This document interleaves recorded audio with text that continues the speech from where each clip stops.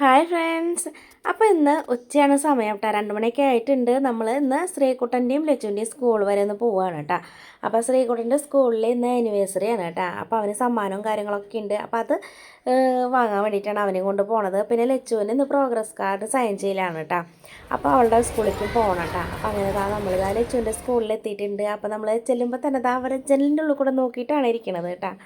അപ്പോൾ അങ്ങനെ പിള്ളേരെ അമ്മമാരൊക്കെ വന്ന് സൈൻ ചെയ്തിട്ടൊക്കെ പോവുകയാണ് കേട്ടോ.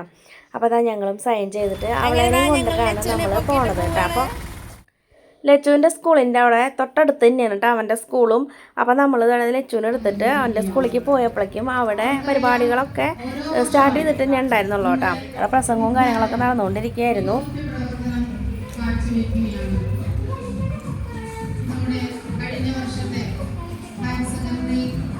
BBCLC ഹാളിൽ വെച്ചിട്ട് all India higher secondary national മേളയിൽ സയൻസ് ഫെയറിൽ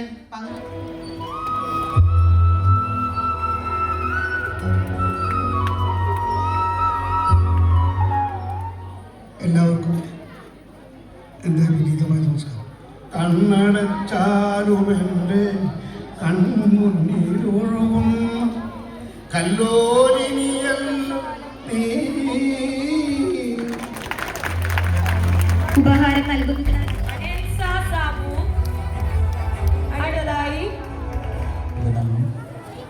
ശ്രീനിവാസൻ മാഷകരുമൊക്കെ ആ ഒരു പ്രോഗ്രാമാണ് ഇവിടെ നടന്നുകൊണ്ടിരിക്കുന്നത്.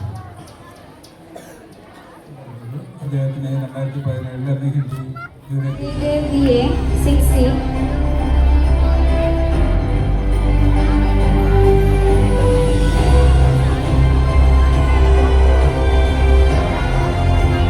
Adit Krishna 7A.